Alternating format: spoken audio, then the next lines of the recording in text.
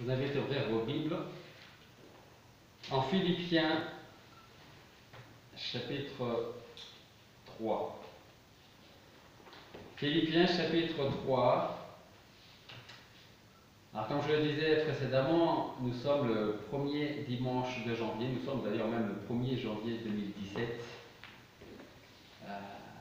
Je ne sais pas si vous avez pris de bonnes résolutions. Souvent on se dit, bon, pour la nouvelle année, on va prendre de nouvelles résolutions.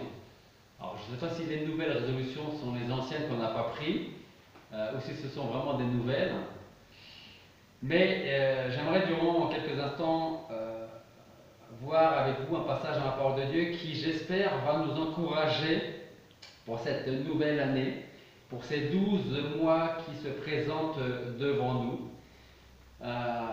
Et comme on commence une nouvelle année, pourquoi aussi ne pas prendre un nouveau départ? Alors, ou un nouveau départ selon votre situation, ou continuer ce nouveau départ que vous avez pris déjà l'année qui vient de se terminer. Alors, je vous invite à regarder Philippiens chapitre 3, versets 13 et 14,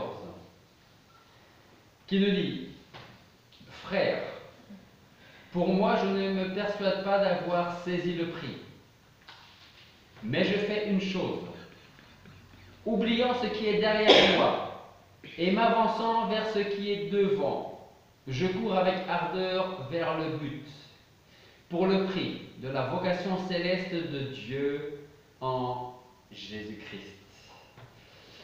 Alors je voudrais utiliser ces deux versets pour vous encourager à regarder vers le Seigneur en cette nouvelle année, tout comme l'apôtre Paul, à ne plus trop regarder en arrière, mais plutôt à tendre vers l'avant, à regarder vers l'avant. Et nous savons qu'à travers l'Écriture, Dieu nous parle, il nous instruit, il nous conduit, il nous exhorte, il nous encourage à mettre en pratique ce que nous lisons chaque jour dans la parole de Dieu.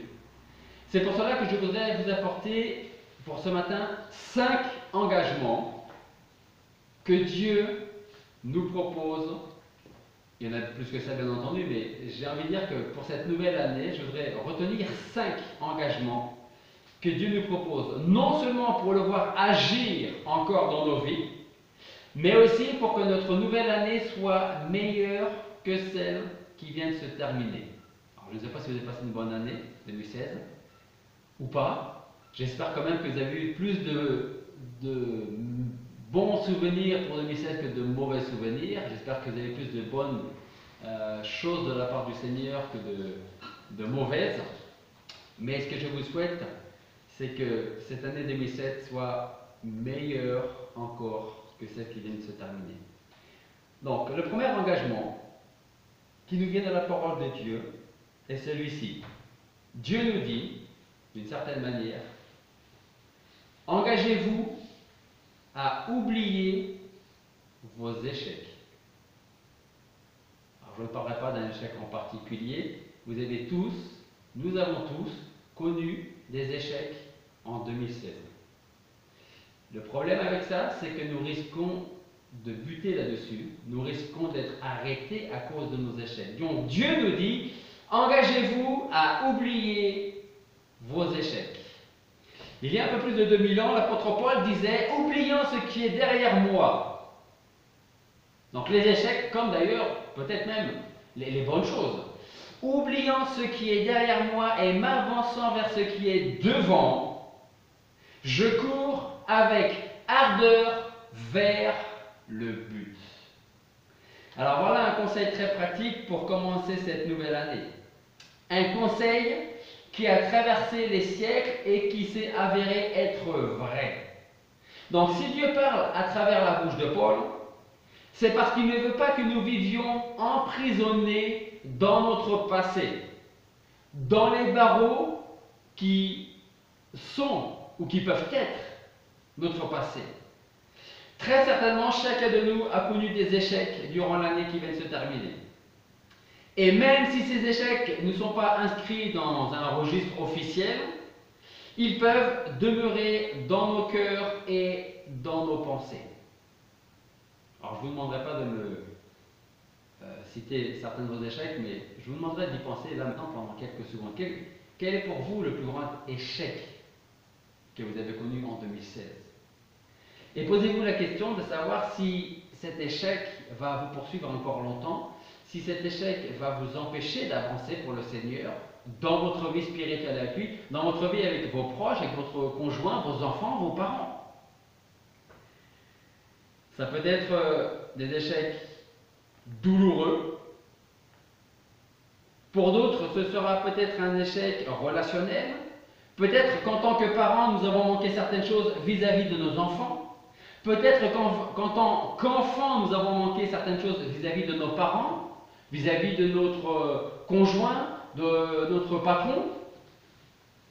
Mais il se peut aussi que nous ayons échoué vis-à-vis de nous-mêmes. Dans tous les cas, voilà pourquoi il est important de mettre en pratique les paroles de l'apôtre Paul. Paul disait: je fais une chose,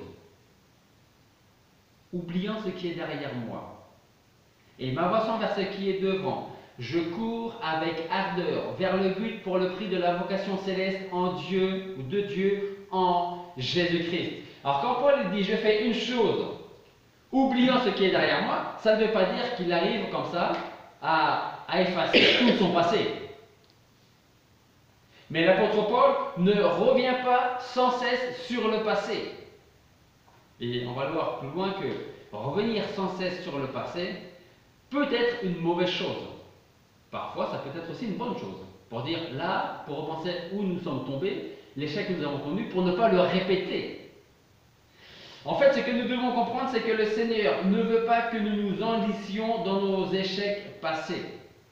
Ces échecs peuvent en effet nous ralentir, pour ne pas dire stopper notre course vers le but. Paul, il dit, j'oublie ma vie passée et je me fixe un but, c'est courir justement vers ce but. C'est peut-être pour cela que Satan saura trop facilement nous murmurer à l'oreille: ralentis ta course, rappelle-toi ton passé. Tu n'es pas fait pour servir le Seigneur. Laisse les autres le faire. Ou alors tu as servi le Seigneur, mais est-ce que tu as été béni au-delà de ce que tu pensais? À cela, nous devrions répondre une chose. Moi et ma maison, nous servirons, ou alors, moi et ma maison, nous continuerons à servir l'Éternel. Ne laissons pas donc le passé stopper notre course. Quand cette nouvelle année qui commence, rien ne nous empêche d'aller vers ce que Dieu a préparé pour chacun d'entre nous. Alors peut-être que vous vous dites, mais je ne sais pas ce que Dieu attend pour moi, pour cette nouvelle année. Si vous ne le savez pas, je ne le saurai pas pour vous. Le meilleur moyen de le savoir, c'est de demander à Dieu. Ouvrir sa parole, la lire, prier souvent, même quand on n'en a pas envie. Paul disait, priez sans cesse, pour dire merci, pour demander au Seigneur de vous conduire, de nous conduire, de savoir et de connaître sa volonté pour chaque jour. Vous savez, en cette nouvelle année, ou le 31 ou le 1er, en tout cas dans le premier jour d'une nouvelle année, vous avez dans les journaux, vos programmes télé, le grand horoscope pour la nouvelle année qui commence. Et ils ne sont vraiment pas rares les gens qui ne vont pas regarder leur horoscope pour la nouvelle année qui commence. J'espère qu'il n'y a pas de chrétiens qui vont voir leur horoscope pour leur nouvelle année. Ce que je veux dire par là, c'est que en cette nouvelle année qui commence, nous devons savoir nous lever, nous engager dans la voie que Dieu nous a préparée et qu'il nous réserve. Et nous devons marcher dans cette voie par la foi et non pas par la vue. Deuxième engagement. Engagez-vous à abandonner vos rancunes. Vous pouvez me dire ce que c'est que la rancune?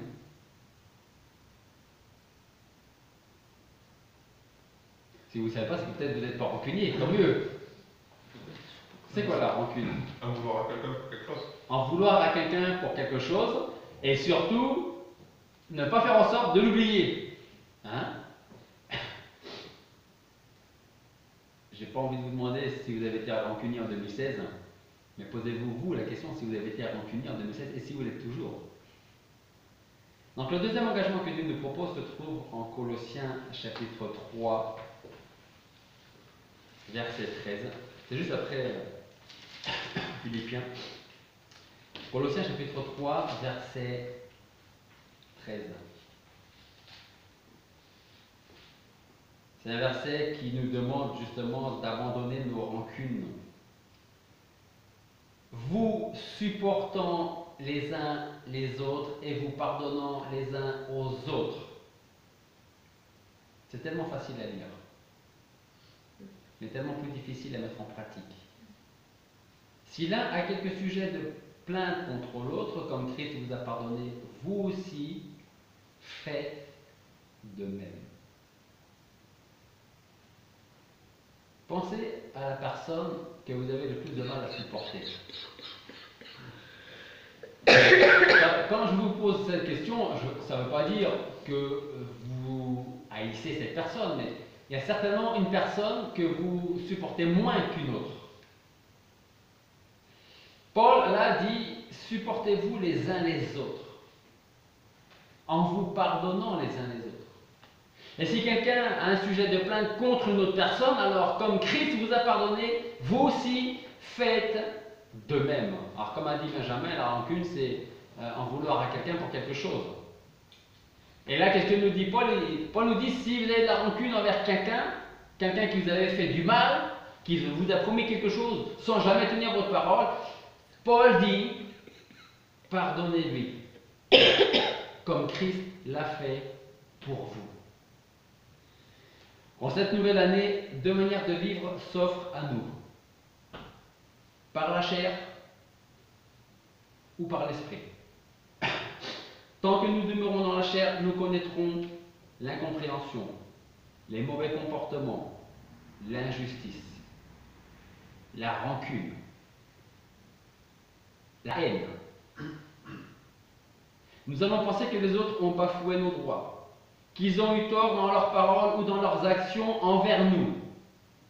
Alors afin d'éviter cela, Paul nous donne la bonne attitude à adopter et elle tient en 2 points et on le trouve en Colossiens.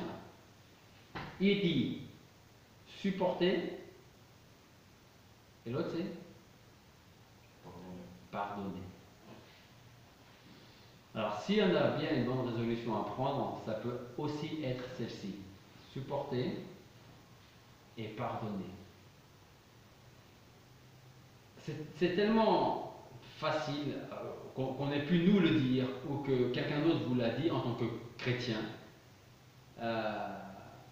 Se sentir moins pécheur qu'un autre parce que l'autre, pour nous, on considère que le péché dans lequel il est tellement grand, tellement important.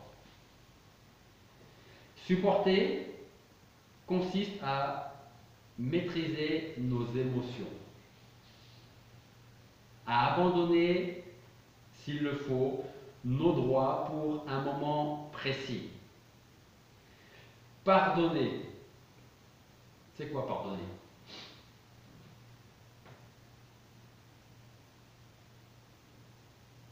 Ne pas garder rancune.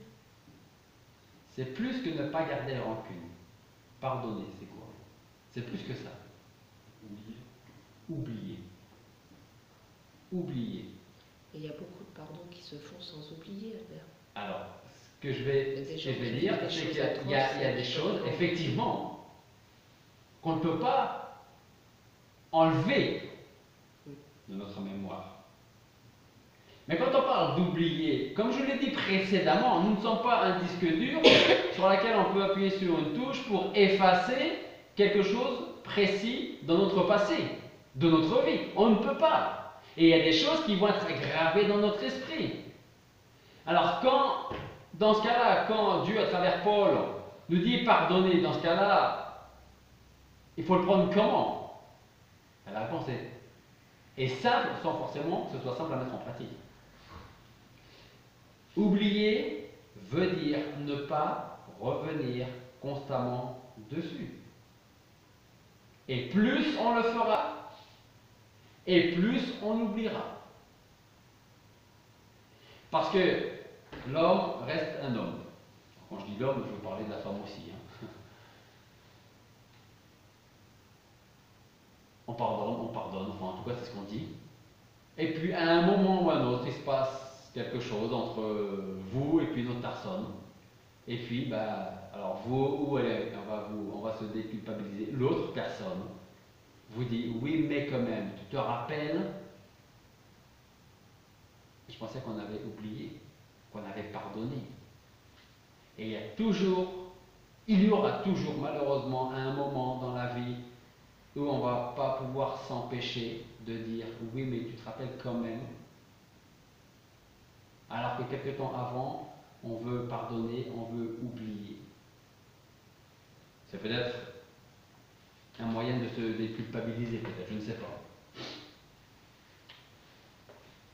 Donc, pardonner, c'est réellement oublier le passé, les malentendus, rétablir l'amour et la communion fraternelle. D'ailleurs, n'est-ce pas de cette façon que le Seigneur agit à bien des égards envers nous?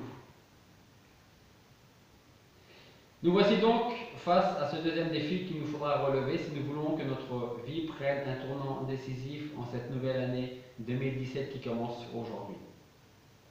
Tout le monde sait ce qu'est la rancune. C'est un sentiment que nous portons au fond de nous-mêmes et que nous cultivons contre quelqu'un. Et ce mot cultiver n'est pas pris là au hasard. Nous cultivons contre quelqu'un. Si donc nous savons ce qu'est la rancune, nous devons aussi savoir qu'elle est trop souvent destructrice, que ce soit dans notre vie, dans notre famille, au travail, à l'église, dans notre société. Et rappelez-vous le premier point, en tout cas les premiers versets de l'apôtre Paul qui dit « J'ai fait une chose, oubliant ce qui est derrière moi. » La rancune, les choses qu'on a pu nous faire. Et m'avançant vers ce qui est devant, je cours avec ardeur vers le but pour le prix de la vocation céleste de Dieu en Jésus-Christ. Si donc nous avons de la rancune envers quelqu'un, Dieu nous dit, laisse tomber et oublie. Pardonne comme moi je t'ai pardonné en Jésus-Christ. Parce que sachons-le, la rancune est également autodestructrice. Et comme j'ai dit il y a plusieurs années, un ennemi prendra plus de place dans votre tête qu'un ami dans votre cœur. Vous pouvez en être certain. Entretenir de la rancune fera qu'un jour, cette même rancune nous détruira d'une manière ou d'une autre. Si ce n'est pas physiquement, ce sera certainement émotionnellement et spirituellement. Elle fera de nous des personnes amères et déformées par le mal et par le péché. Dieu ne nous demande pas de prétendre que telle ou telle situation n'a pas eu lieu ou de l'ignorer. Dieu nous demande de pardonner, ce qui n'est pas du tout la même chose. Troisième point. Engageons-nous à restaurer nos relations. Romains chapitre 12, je vous invite à chercher ce passage. Romains chapitre 12, verset 18.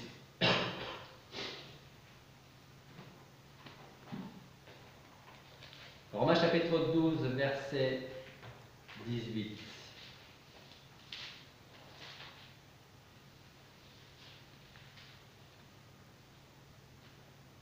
Et si vous avez bien remarqué sur les versets déjà que nous avons vus, ces trois passages, tout ce que nous avons lu dépend de nous.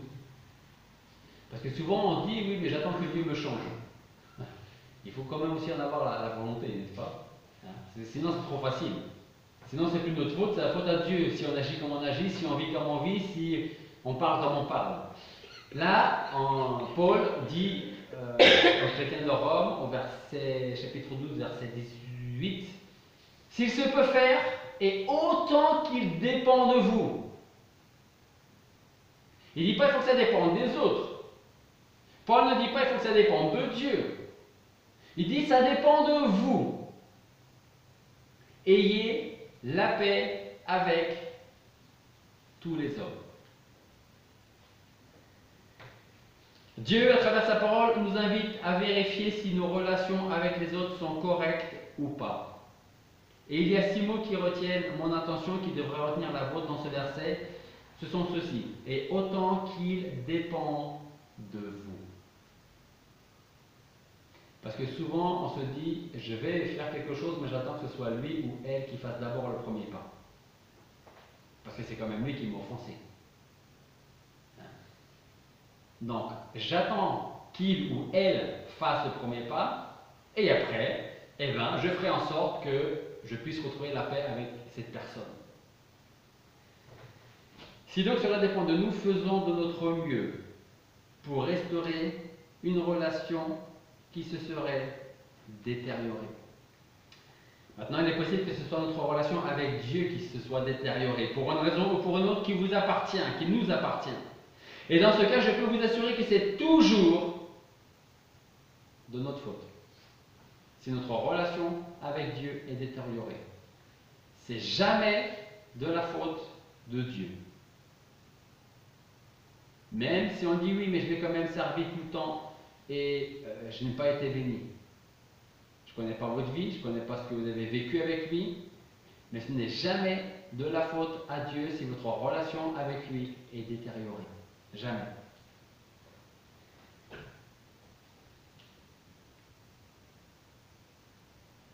Donc, si on veut prendre de nouvelles résolutions, pensons à la vie que nous avons menée avec le Seigneur, avec Dieu en 2016, et regardons qu'est-ce que nous pouvons améliorer dans notre relation avec lui.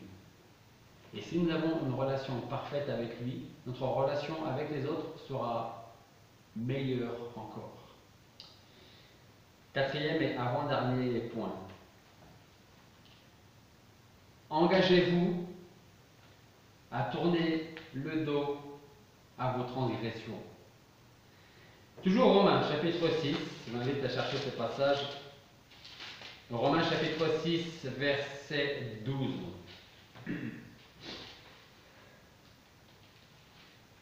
Voilà encore une bonne résolution pour 2017. Romains chapitre 6, verset 12, qui nous dit que le péché ne règne donc pas dans votre corps mortel pour lui obéir en ses convoitises. Je ne sais pas si vous connaissez un petit peu la guerre civile américaine, mais en tout cas vers la fin de la guerre civile, beaucoup d'esclaves furent rendus libres. Mais parmi ces esclaves, beaucoup d'entre eux décidèrent de rester avec leur ancien maître. Et ils ont continué à faire ce qu'on leur demandait de faire. Ils avaient été affranchis, c'est-à-dire libérés, mais plusieurs ont choisi de vivre toujours comme esclaves, même s'ils n'avaient plus cet esclavage. En fait, à travers cette illustration, nous voyons ce que le Nouveau Testament nous enseigne sur ces chrétiens qui persistent dans leur péché. Paul dit que le péché ne règne pas dans votre corps mortel pour lui obéir en ses convoitises. Il continue avec le verset 13, il dit « Ne livrez pas vos membres au péché pour être des instruments d'iniquité, mais donnez-vous à Dieu comme de morts étant devenus vivants, et consacrez vos membres à Dieu pour être des instruments de justice. » Voilà pourquoi, lorsque nous lisons dans la parole de Dieu que le péché ne règne donc pas dans vos corps mortels pour lui obéir dans vos convoitises, nous devons comprendre que Dieu nous demande de tourner le dos à nos transgressions, à nos péchés, à tout ce qui n'est pas selon sa volonté. Que Dieu donc nous aide, durant cette nouvelle année qui commence, à prendre les bonnes décisions et surtout à les mettre en pratique et à les suivre pour toute l'année. Cinquième et dernier point, savoir gérer son temps. On va me dire, mais quel est le rapport avec Dieu, avec ma vie chrétienne? Alors il y a deux grands ennemis du temps. Le premier, ce sont les regrets pour les choses faites dans le passé, ou les regrets pour les choses que nous n'avons pas faites dans le passé. Les regrets pour le passé. Le deuxième ennemi du temps, c'est l'anxiété pour ce qui va nous arriver dans le futur. Donc il y en a qui regrettent et qui sont tout le temps dans le passé, et d'autres qui ont peur et qui s'inquiètent pour le futur. Et croyez-moi, il y a bien trop souvent des gens qui vivent ou trop dans le passé, ou trop dans le futur. Mais comme je le dis souvent, le passé ne nous appartient plus, et le futur ne nous appartient pas encore. C'est le moment présent qui nous appartient. Et je vais vous donner une petite illustration. C'est l'histoire d'une jeune fille qui allait aussi au lycée et qui n'aimait pas le lycée. Elle disait, il faut que je termine mes études, que je me marie et que j'ai des enfants, et alors là je pourrai profiter de la vie. Et à un moment ou à un autre de notre vie, on s'est tous dit ça. On a des enfants, on va attendre qu'ils se marient, quand ils seront mariés, ils seront partis et on va profiter de la vie. Elle s'y est tenue, elle est allée en classe tous les jours, elle a obtenu les diplômes qu'elle avait besoin d'obtenir, elle s'est mariée, elle a eu des enfants, elle a découvert que ses enfants donnaient du travail. Les enfants donnent du travail, vous allez voir. Alors elle s'est dit, si j'arrive à élever mes enfants, après ce sera relax et je profiterai de la vie. Quand les enfants sont arrivés aux hautes études, son mari lui a dit, les études coûtent cher, je pense que tu vas devoir aller travailler. Comme elle voyait bien que elle n'avait pas d'autre choix que d'aller travailler pour payer les études des enfants, donc c'est ce qu'elle a fait, parce qu'elle s'est vite rendue compte de la réalité de la vie. Alors après, elle s'est dit, quand les enfants auront terminé leurs études et que toutes les dettes seront payées, j'arrêterai de travailler, je profiterai de la vie. Quand le dernier des enfants a obtenu son diplôme et que toutes les dettes ont été payées, elle alla voir son patron pour lui dire, cette fois-ci, j'arrête, je démissionne. Son patron lui dit, écoute, si tu travailles pour nous encore 5 ans, tu auras le droit à une pension pour le reste de ta vie, pour la retraite. Ça ne lui disait rien, mais elle s'est dit, si je peux avoir une rente supplémentaire pour la retraite, 5 ans, ça va passer vite, pourquoi pas. Finalement, elle et son mari se sont retrouvés à la retraite en même temps. Ils se sont achetés une maison à la campagne et assis dans leur véranda, avec un âge bien avancé, ils feuilletaient un album photo en songeant au bon vieux temps. Là-dessus, quelqu'un a dit, la vie, c'est ce qui vous arrive, alors que vous faites des plans pour faire autre chose. La vie, c'est ce qui vous arrive tous les jours, alors que nous avons fait des plans, surtout quand nous étions plus jeunes, pour faire ou pour penser vivre une autre vie. Une année vient de se terminer, une nouvelle s'ouvre à nous, et par la grâce de Dieu, on va essayer de vivre les 365 jours que Dieu a en réserve pour nous, s'il ne vient pas avant nous chercher. À nous maintenant de savoir comment nous allons commencer cette nouvelle année, qui débute aujourd'hui, comment nous allons la poursuivre et surtout comment nous allons la terminer. Nous savons que nous pouvons compter sur le Seigneur parce qu'il a dit lui-même, je suis avec vous tous les jours jusqu'à la fin du monde. Mais la véritable question serait peut-être plutôt, peut-il compter sur nous tous les jours jusqu'à ce qu'il revienne nous chercher? Et j'espère que oui. Donc Paul a dit, mais je termine avec ça. Frère, pour moi je ne me persuade pas d'avoir saisi le prix, mais je fais une chose, j'oublie, c'est-à-dire je ne reviens pas sans cesse ce qui est derrière moi. En avançant vers ce qui est devant, je cours avec ardeur vers le but, pour le prix de la vocation céleste de Dieu en Jésus-Christ. Alors je ne veux pas dire que les choses mauvaises du passé ne peuvent pas être une bonne leçon pour nous, au contraire, ça peut être. Vous savez, les chutes nous permettent de nous relever pour repartir autrement. Et si Dieu nous a permis de tomber en 2016, c'est pour nous relever et repartir autrement. Donc, toute chose concourt au bien de ceux qui aiment Dieu. Toutes choses, c'est les bonnes comme les mauvaises. Les bonnes sont là pour nous encourager. Les mauvaises, à nos yeux, et qui peuvent être aussi quand même vraiment mauvaises parfois, sont faites pour que nous puissions devenir de meilleurs chrétiens, pour que notre foi puisse grandir chaque jour un peu plus. Toute chose concourt au bien de ceux qui aiment Dieu pour 2017 et les jours qui sont à venir. Prions.